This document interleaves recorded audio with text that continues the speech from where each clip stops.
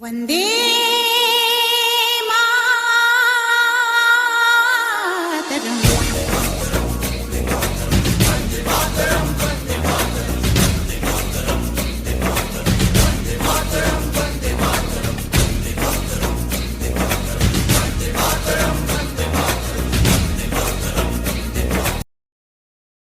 दोस्तों, जो कुछ भी दुनिया में चल रहा है उससे अच्छा भारत के ताकतवर होने का कोई सबूत नहीं मिल सकता, क्योंकि रूस पर जो प्रतिबंध लगाए गए थे उसकी सारी नीतियां दिलीप सिंह ने तैयार की थी और रूसी अर्थव्यवस्था की कमर तोड़ दी थी। रूसी अर्थव्यवस्था अगर चल रही है उसमें भारत का हाथ है, लेकिन अब भारत अमेरिकी डॉलर की कमर तोड़ रहा है, इसीलिए अमेरिकी अधिकारियों को भागकर भारत आना पड़ रहा है। तो आखिर भारत ने ऐसा क्या कर दिया है, इसे हम आगे वीडियो में बताएंगे। लेकिन उससे पहले चीन ने भारत को लेकर जो ऐलान किया है उससे दुनिया क्यों हैरान हो गई, उसके बारे में आपको बता देते हैं। दरअसल चीन के एक्सपेरिमेंटल देश कहे जाने वाले पाकिस्तान में इस वक्त सियासी भूचाल आया हुआ है, तो चीन पाकिस्तान से मुंह मोड़ ले रहा है। रूस और यूक्रेन के बीच 1 महीने से चल रहे युद्ध के बीच कई देशों के संबंध बड़े अजीबोगरीब रूप से बदल रहे हैं। सुपर पावर देशों की फहरिस्त में शामिल देशों के प्रभाव कम होते जा रहे हैं। वहीं दुनिया हैरान है कि भारत ने ऐसी कौन सी चाल चली है कि चीन भारत के कदमों में गिर गया है। इसका सबसे बड़ा उदाहरण चीन और भारत बन रहे हैं। 60 के दशक में भारत और चीन के बीच युद्ध भी लड़ा जा चुका है और आज भी भूमि विवाद के चलते युद्ध की दहलीज पर दोनों देश खड़े हुए हैं। लेकिन चीनी विदेश मंत्री वैंग यी के भारत दौरे के बाद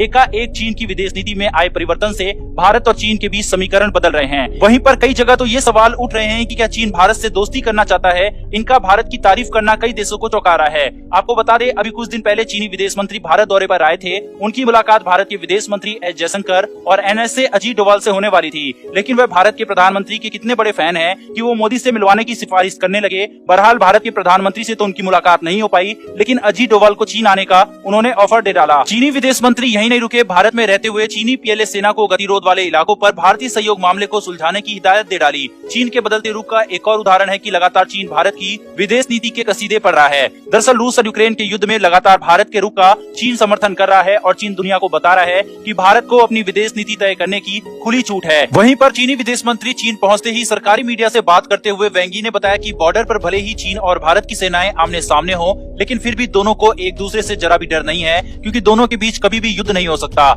यहाँ तक कि चीनी विदेश मंत्री के बयान साधारण था, लेकिन इसके बाद उन्होंने जो कहा उसे सुनकर अमेरिकी राष्ट्रपति जो बाइडेन के पैरों के तले से जमीन खिसक जाएगी। चीनी विदेश मंत्री ने कहा कि अगर भारत और चीन एक साथ आ जाएं, तो जो बोलेंगे उसे पूरी दुनिया मानेगी और साथ ही दुनिया का कोई भी सुपर पावर देश उनकी बातों को टाल नहीं सकता। यहाँ तक कि चीन का सरकारी अखबार ग्लोबल टाइम्स भी भारत की जमकर तारीफ कर रहा है। भारत की तारीफ का सिलसिला यहीं तक नहीं रुका, चीन की ओर से अमेरिका और यूरोपीय देशों को भी ये नसीहत दे डाली गई कि भारत को रूस से तेल खरीदने की पूरी आजादी है, इसलिए भारत अगर रूस से कुछ इंपोर्ट करता है तो उसे किसी भी देश से कोई फर्क नहीं पड़ना चाहिए। दरअसल चीन चाहता है कि भारत और चीन एक साथ मिलकर दुनिया में अमेरिका के बढ़ते वर्चस्व को कम करने के लिए आगे आएं। वहीं विदेशी मामलों के जानकारों का कहना है कि दुनिया में भारत बहुत तेजी से बढ़ती एक शक्ति के रूप में उभर कर सामने आया है और पड़ोसी होने के नाते चीन को ये अच्छे से पता है कि भारत की ताकतों को नजरअंदाज नहीं किया जा सकता। जिस तरीके से अमेरिका और रूस दुनिया के किसी भी देश के संबंध में बात करने के लिए भारत की राय एक बार जरूर जाने की कोशिश करते हैं, जिससे ये तो अंदाजा लगाया जा रहा है कि भारत के बगैर दुनिया का कोई भी देश अपने कदम आगे नहीं बढ़ा रहा।